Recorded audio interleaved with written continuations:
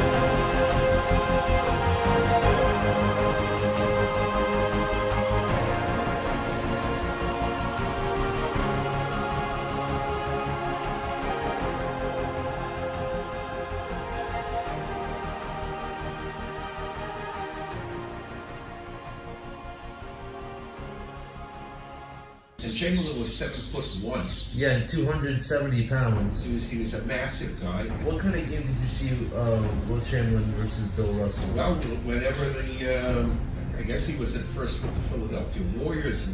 Yeah, it was first the Philadelphia Warriors, and then it was the San Francisco Warriors. And then he moved over to Los Angeles or something. I don't remember exactly. This is how it went. He first started out in it was called the Philadelphia Warriors. That's right. And then Philadelphia became the Philadelphia 76ers. So as a result, the Philadelphia Warriors became the San Francisco Warriors in the West. Right. The team moved, right? Yeah, and then at 66, 1966, Wilt Chamberlain asked for a trade, and they moved him back to Philadelphia. And then after a few years in Philadelphia, they moved him back west to the Lakers, and that's where he finished his career. Right. So Russell was with the Celtics for his entire career, and he was. I think they won 11 world championships. 11 in 13 years. Isn't that amazing?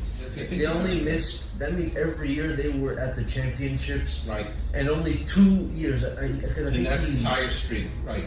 They only lost. They lost actually to Wilt's Philadelphia 76ers in '67. That's it. The only. Right. I know they in 1957 or 58 they lost to St. Louis or something. Yeah, to Bob Pettit. That's correct. But other than that, they were dominant. They were dominant, and well, look, I mean, many reasons. First of all, they played as a team. Other than Russell being this defensive genius, he was just like in a different class than anybody else. Look, the Celtics. During the years in the 60s and 70s, when I was watching them, and when they were winning these championships year after year, in some kind of like incredible fashion, because they were so dominant, what was it that made them so good? First of all, you had Russell, who was this guy who was heads and shoulders, literally and figuratively, better than anybody else on the court defensively. You couldn't get into the center of the court. You couldn't get under the basket. He was there all the time. His arms were so long. He knew which way to go.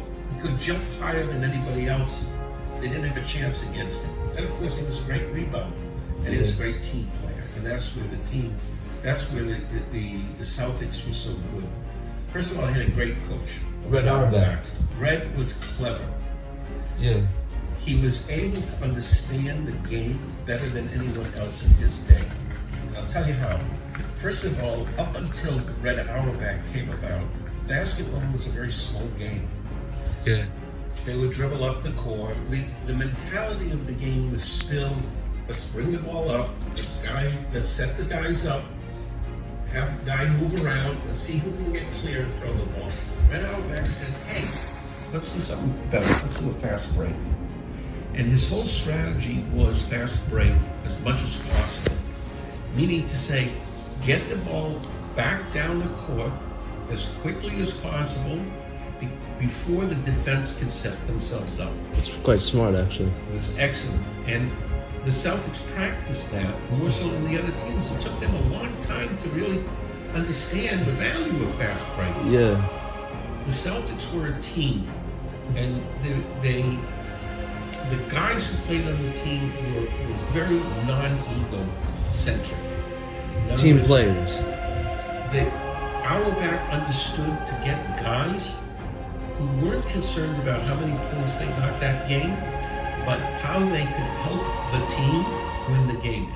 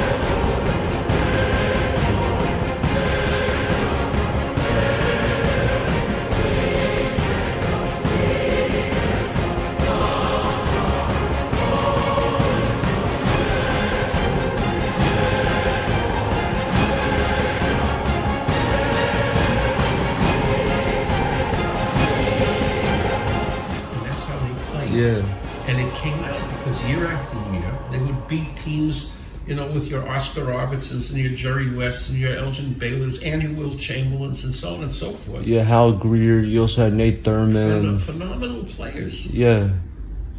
Dominant players on each of their teams. Yeah. But as a team, the Celtics would always find a way. They would find a Larry Siegfried suddenly would get hot, or they would take a Frank Ramsey in the earlier days. And these guys knew how to play as a team, and you saw it they were very unselfish in the way they played. Auerbach was phenomenal in getting the players to think in that way, and that's how they executed the games. I actually have a question. Sure. I believe that Wilt Chamberlain is the most dominant physical force that ever came into the NBA. Because think about it.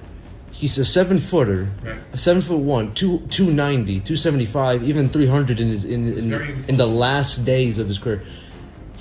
That's the horrifying thing about him. He was as fast as a guard, but he was as strong as multiple centers combined. He was so dominant. I don't know what his team's records were over the year, but they must have been very high. He is an individual player, but when it came to the clutch games, they were playing against the Celtics. I heard that Russell would often play mind games with him. Oh, sure.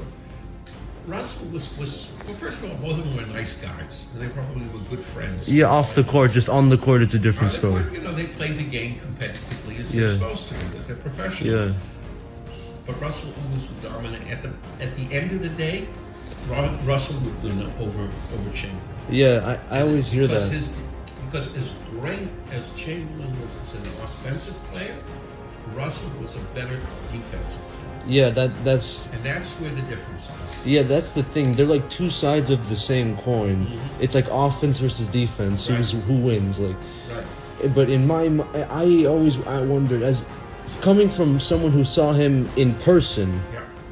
How? Because these young NBA fans nowadays, they look back at the '60s footage. And they kind of grainy and black and white. No, and also they say that these guys aren't athletic, and I'm like, well, that's the biggest slap in the face and disrespect to all of them. Everybody, look, every generation has a different sort of style. The game has changed. It's become more physical. The game has changed because today you have these much bigger guys. They don't have stars who are 6'1", 6'2". Actually, there's a lot of actually short players that are stars nowadays. Right, but then you have a lot on every team. Yeah. You had guys who could have been like a Bob Cousy or a Casey Jones, who were small men. They were small. 6'1", if I remember correctly. Correct. They were. You had your 6'4" guys and so on. When you got to 6'5", 6'7", then you started to have these big men. Today, a 6'7" guy is all right. He's average. You've got your monsters out there. Your Shaquille O'Neals, who are these. You watched him? Only in clips. I never saw him personally. The guy was to me, the difference between Shaq and Wilt was Shaq, but with the guard speed, which is impossible to guard. You can't guard that. Yeah, very much so. And it wasn't just that Wilt was dunking on dudes. I see clips. He has an amazing mid-range fadeaway. He has a finger roll, and he also has some amazing pump fakes. He would grab the ball with one hand. He would do this, do that, and then he would dunk the ball once they, caught the pump fake. There were differences, some fundamental differences in the way the game was played then as it is today. For instance, today nobody has hook shots. No, not one. The last guy I see doing hook shots is Kareem Abdul-Jabbar with that unstoppable sky hook. Unbelievable. And nobody does. Why don't they do a hook shot anymore? The 3-point play was what killed the hook shot. Because nobody, why get a 2-point shot, from nowadays everybody shoots threes. The shooting, in terms of a lot of the guys, is much better than it used to be. Because they're shooting more, They're shooting more, they're taking outside shots more because of 3 points. Yeah. And therefore it encourages the guys who are good shooters over guys who necessarily are good defenders. And I think the average score of games today, Is 120 to 110. you know, that would have been back in the old days, some, you know, Crazy. Yeah. 10, 20 points different average-wise. Yeah, and I also that's what's amazing though about the 100-point Wilt Chamberlain game. Do you know what the final box score? Oh, I know, yeah. It was 162 to 149. I'll tell you something about that. Yeah, of course, but you know, there must have been something else going on in the game. The other team, as well as his own team, must have understood this guy is going to score a hell of a lot of points this game. And I'm sure his team was feeding him the ball a lot. Yeah, and, of course. and I'm sure the other team, their defense that day wasn't very good. It was the New York Knicks, by the way. Yeah, and it wasn't even played in either New York or Philadelphia. It was in some small town or something. Yeah, because they couldn't find any other. It was like in that arena they were playing. It could only support like 3,000 people. So I'm wondering if, you know, like the other team said, hey, look, let's let him see. Nah, I actually read about it. I actually dug up some information about that. Yeah. The other team was at a point they're like, do not let him score 100. They were trying just to stop him from scoring 100 points because they knew they were going to lose the game. They just did not want him dropping 100. It was a freak because, I mean, how many guys have scored over 80 points a game? One man has only scored 80 points in a game. Elgin Baylor or something? No, that's Kobe Bryant. Kobe, He had that 81-point game versus the Toronto But there's Raptors. been a bunch of guys who've been in the 70s, I assume. Oh, actually, Elgin Baylor had like a 62-point game versus Wilt Chamberlain. Oh, and Wilt Chamberlain had in that same game he dropped 70 points and 45 rebounds. I'm like, wow. Yeah, again, sometimes I wonder when they have those excessive games, as if the players kind of like on the other team say, you know, well, we tried. I don't know. In my mind, I think that it's abnormal. yeah, it's ridiculous. It's like video game numbers, like 100 points. And to me, it doesn't matter when people say when people say that it's easy to score 50 points a game. I'm like, no, it is every game for 82 games a season. No, it is not. No, he was. Look, I mean, he couldn't stop the guy. Yeah. Also, his stamina. He had like ridiculous stamina. He was a great athlete. He was smooth on the court, and he was dominant in terms of an offensive player. Yeah. But interestingly, as I said, when it came down To the playoff fourth- game, the division game, or what have you, Bill Russell would always come in clutch. he was a defensive wizard. Yeah. And To me, he's the best defensive player to have ever walked the earth. I can't argue with that.